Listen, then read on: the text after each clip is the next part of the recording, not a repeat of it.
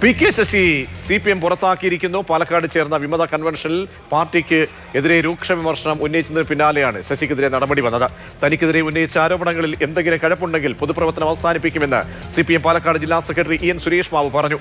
പല ഘട്ടങ്ങളിലായി പാർട്ടി നടപടിയെത്തിയ ആളാണ് പി.കെ. ശശി. ശശിക്ക് ഇപ്പോൾ ഒരുതരം വിഭ്രാന്തിയാണ്. ആ വിഭ്രാന്തിക്ക് മറുപടി പറയേണ്ട കാര്യം തനിക്കില്ല എന്നും EN സുരേഷ് ബാബു പ്രതികരിച്ചു. ആ പ്രതികരണത്തിലേക്ക് ആദ്യം. അപ്പോൾ പി.കെ. ശശി എനിക്കെതിരെ പറഞ്ഞൊരു ആരോപണം, എന്തെങ്കിലും അത്തരത്തിലൊരു കാര്യം എൻ്റെ രാഷ്ട്രീയ ജീവിതത്തിൽ ഉണ്ട് എന്ന് തെളിയിക്കപ്പെട്ടാൽ ഞാൻ ഈ പൊതുപ്രവർത്തനം അവസാനിപ്പിക്കാം. ഒരു തരി മണ്ണിന്റെ വലുപ്പമോ ഞാൻ ജീവിക്കുന്ന എൻ്റെ ഭാര്യയുടെ വരുമാനത്തിൽ നിന്നും അധികമായി എന്തെങ്കിലും ഒരു തരിയുടെ സമ്പത്തിന്റെ വലുപ്പമോ എൻ്റെ കുടുംബത്തിലോ എൻ്റെ വ്യക്തി ജീവിതത്തിലോ ഉണ്ട് എന്ന് തെളിയിക്കപ്പെട്ടാലും ഞാനിപ്പോൾ പറഞ്ഞത് ആവർത്തിക്കുക. എന്നാൽ പി.കെ. ശശി അതിന് തയ്യാറാവുമോ?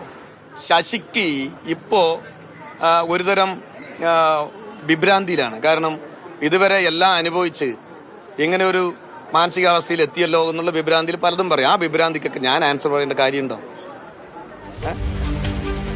കൺവെൻഷൻ ഉദ്ഘാടനത്തിനിടെ വിതിമ്പിക്കൊണ്ടാണ് പി.കെ. ശശി സംസാരിച്ചത്. ഇത് വിമതരുടെ കൂട്ടായ്മയല്ല, വിപ്ലവകാരികളുടെ കൺവെൻഷനാണെന്ന് മുൻ CPM MLA കൂടിയായ ശശി പറഞ്ഞു. തെറ്റ് തിരുത്തിയാൽ ഞങ്ങൾ CPM-ന്റെ ഭാഗമാകുമെന്നും പ്രതികരണം. ജനകീയരായ നേതാക്കൾ ഇരുന്ന കസേരയിലാണ് ഒരു സ്പിരിറ്റ് കച്ചവടക്കാരൻ ഇരിക്കുന്നത്. അതിന് ഞങ്ങൾ ചോദ്യം ചെയ്യട്ടെ.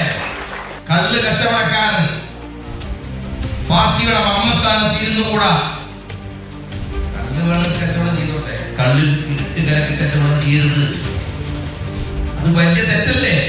ഇനിയും ക്ഷമിക്കാൻ സാധ്യമല്ലാത്ത ഉശിരുള്ള കമ്മ്യൂണിസ്റ്റുകാരുടെ രോഷപ്രകടനമാണ് ഈ കൺവെൻഷനിൽ പതഞ്ഞു പോകുന്നത്.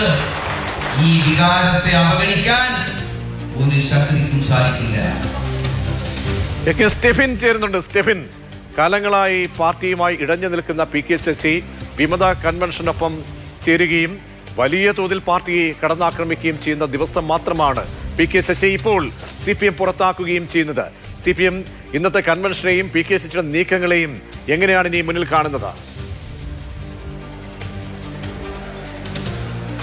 പ്രജീഷ്, ഏതായാലും ഇന്നലെ വരെ പി.കെ. ശശിയുമായി സമവായത്തിന്റെ സാധ്യതകൾ ഉണ്ടായിരുന്നുവെങ്കിൽ ഇന്നു മുതൽ അങ്ങനെയല്ല. CPM-നെ സംബന്ധിച്ചിടത്തോളം പി.കെ. ശശി വർഗവഞ്ചകനാണ്. അത് അക്ഷരാർത്ഥത്തിൽ CPM-ന്റെ പാലക്കാട് ജില്ലാ സെക്രട്ടറി EN സുരേഷ് ബാബു തുറന്ന് അടിച്ചിട്ടുണ്ട്. അത്രയധികം രൂക്ഷമായിട്ടുള്ള വിമർശനങ്ങൾ രണ്ട് ഭാഗത്തു നിന്നും വരുന്നുണ്ട്. ഇനി ഏതായാലും വരുന്ന ദിവസങ്ങളിൽ ഇത് വലിയ രാഷ്ട്രീയ വിവാദമായി തന്നെ മാറാനുള്ള സാധ്യതയാണ് ഉള്ളത്. കുറേ നാളുകളായി പി.കെ. ശശിയും അതോടൊപ്പം തന്നെ CPM-ന്റെ പാലക്കാട് ജില്ലാ നേതൃത്വവുമായി വലിയ ഇടർച്ച സംഭവിച്ചിരുന്നു. ആ ഒരു വലിയ അകൽച്ചയിലായിരുന്നു മുന്നോട്ട് പോയിക്കൊണ്ടിരുന്നത്. പി.കെ. ശശി പലതവണ പാർട്ടി നടപടി നേരിട്ടയാൾ കൂടിയാണ്. അങ്ങനെ ബ്രാഞ്ച് കമ്മിറ്റിയിലേക്ക് ചുരുക്കപ്പെട്ടയാൾ കൂടിയാണ് പി.കെ. ശശി. പലതരത്തിൽ പിന്നീട് ഈ പാർട്ടി ജില്ലാ സെക്രട്ടറിയിലും ജില്ലാ കമ്മിറ്റിയിലും ഒക്കെ വരുമെന്നൊരു പ്രതീക്ഷയും ശശിയെ സംബന്ധിച്ചിടത്തോളം ഉണ്ടായിരുന്നു. അതിനിടയിലാണ് ഈ പ്രശ്നങ്ങളെല്ലാം തന്നെ അതിരൂക്ഷമായി മുന്നോട്ട് പോയത്. ഈ കഴിഞ്ഞ സംസ്ഥാന സമ്മേളന കാലയളവിലും അദ്ദേഹത്തിന് ഏതെങ്കിലും ഒരു ജില്ലാ കമ്മിറ്റിയിലേക്കോ ജില്ലാ സെക്രട്ടറിയിലേക്കോ ഒക്കെ വരാമെന്നൊരു പ്രതീക്ഷയൊക്കെ ഉണ്ടായിരുന്നെങ്കിൽ പോലും അതൊന്നും തന്നെ കഴിഞ്ഞില്ല. ജില്ലാ സെക്രട്ടേറിയറ്റിലേക്ക് എത്തുന്നതിന് യാതൊരു തരത്തിലും കഴിയില്ല എന്നുള്ളത് അന്ന് തന്നെ ജില്ലാ നേതൃത്വം അദ്ദേഹവുമായി നടത്തിയ ചർച്ചയിലൊക്കെ പറഞ്ഞു എന്നുള്ളതാണ് നമുക്ക് മനസ്സിലാക്കാൻ കഴിയുന്നത്. ശശി പലപ്പോഴും ആവശ്യപ്പെട്ടത് തന്നോടൊപ്പം പാർട്ടി നടപടി നേരിട്ട കുറേ പേരുണ്ട്, അവരെല്ലാം തന്നെ തിരിച്ചെടുത്തുകൊണ്ട് മുന്നോട്ട് പോകണം.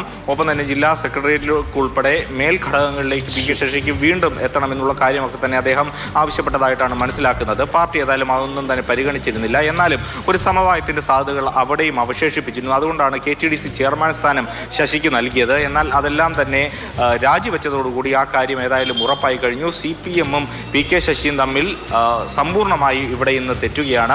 ശശിയെ സംബന്ധിച്ചിടത്തോളം അതോ CPM-നെ സംബന്ധിച്ചിടത്തോളം ഡാമേജ് ഉണ്ടാക്കുന്ന ഒരുപാട് വിഷയങ്ങൾ ഇനി വരാനുണ്ട്. ഇന്ന് EN സുരേഷ് ബാബു തന്നെ സംസാരിച്ചപ്പോൾ അതിനുള്ള കൃത്യമായ സൂചനകൾ ഉണ്ടായിരുന്നു. കാരണം ശശിയുമായി ബന്ധപ്പെട്ട പല പരാതികൾ പാർട്ടിക്ക് മുന്നിലാണ്. ആ തെളിവുകൾ അടക്കം പുറത്തുവിടാൻ പാർട്ടി വിചാരിച്ചു കഴിഞ്ഞാൽ അതെല്ലാം തന്നെ പുറത്തേക്ക് വരും, പൊതുസമൂഹത്തിലേക്ക് വരും. അങ്ങനെയുള്ള ചില സൂചനകൾ കൂടി തരുന്നുണ്ട്.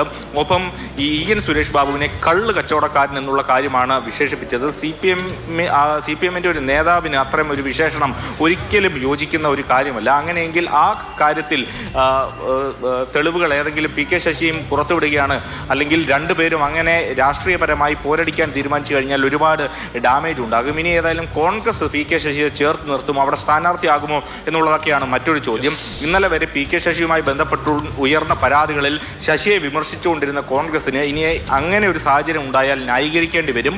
അങ്ങനെയാണ് എങ്കിൽ സി പി എമ്മിന് അതൊരു മറു ആയുധമായി മാറുമെന്ന കാര്യത്തിലും യാതൊരു സംശയവും വേണ്ട. ശരി, എ കെ സ്റ്റെഫിനാണ് വിവരങ്ങൾ നൽകിയത്.